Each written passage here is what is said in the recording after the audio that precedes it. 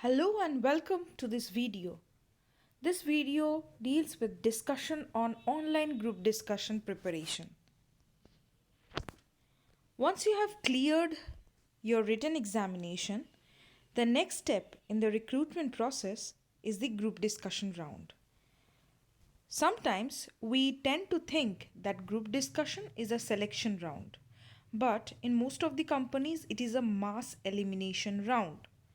On an average, you will be divided into batches of 50 or 20 students each, and the evaluator will only select 2 to 5 candidates from each batch.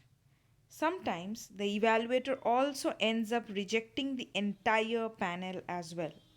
Now, during this pandemic situation, since most of the group discussions are happening online, the selection size will be a little smaller, maybe 7 to 10 students each.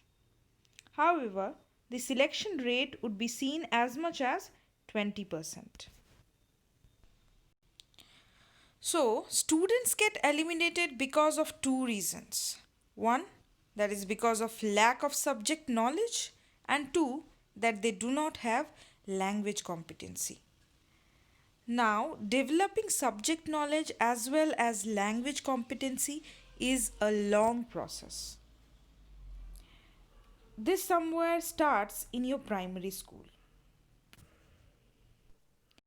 and keeps on developing through the education process that we undergo. Now, what I'm going to do is I'm going to give you a few quick tips that will help you crack the GD process. As you all can see on the slide, it says number one, you should prepare your current issues very well. Always keep yourself abreast with the happenings, the current affairs. Follow the news, keep reading newspapers, and keep yourselves updated.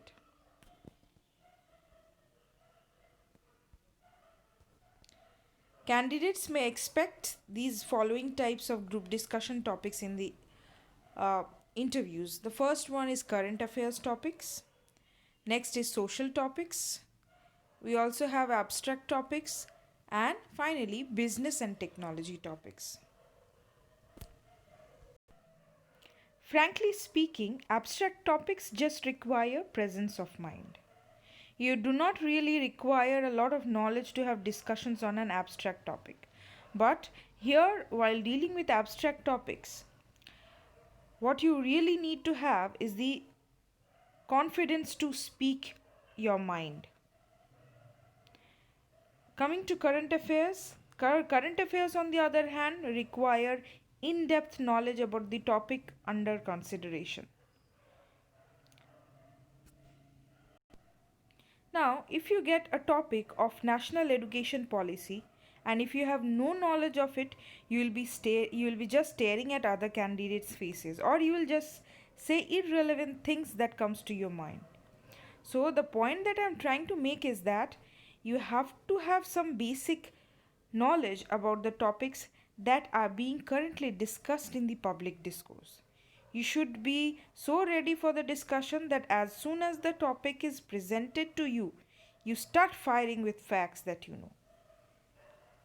And at any given point of time, we all must know that there are at least 8 to 9 topics that are being hotly discussed in the public discourse.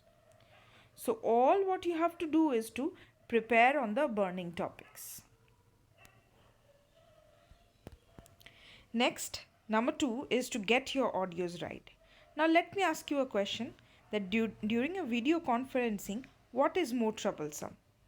You all are every day going through this video conferencing. What is more troublesome, the poor audio or the poor video? If you think, the fact is that you may still bear with the poor video, but not with the poor audio. So, audio quality is actually very important, paramount. Have a standard earphone microphone so that whatever you are saying is clear and loud. That is very important. Next is number 3 is put your laptop on charging. So make sure that the laptop that you're using is full charged. You do not want your laptop to throw up low battery notification in the middle of the video conferencing. Also, keep your laptop on charging mode. Most of the laptops have power saving mode sometimes, which reduces the performance when on low battery, and which actually affects your video quality, particularly if you're using a laptop within under power process. Next is number 4 is to get your environment right. Make sure that whatever you are attending your group discussion, the room where you're attending the group discussion from, the background is devoid of any noise. The last thing you want to have is people and children yelling at each other. This shouldn't be happening. Also, make sure that the room you're attending the video conferencing call from is neat and clean. Do not keep stuffs cluttered in the background. Also, make sure the wall behind you is clean and not filled up with posters. Next is number 5, sit opposite to the light source. So, all of us have been on those conference calls where the other person is hard to see because of poor lighting.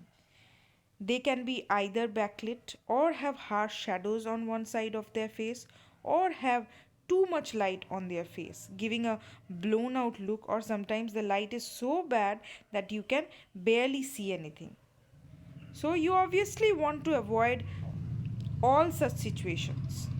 The best way is to sit opposite light. Try to sit as close as possible to the light's source to avoid shadows. So, these were the 5 tips for attending group discussions online. All the best and thank you.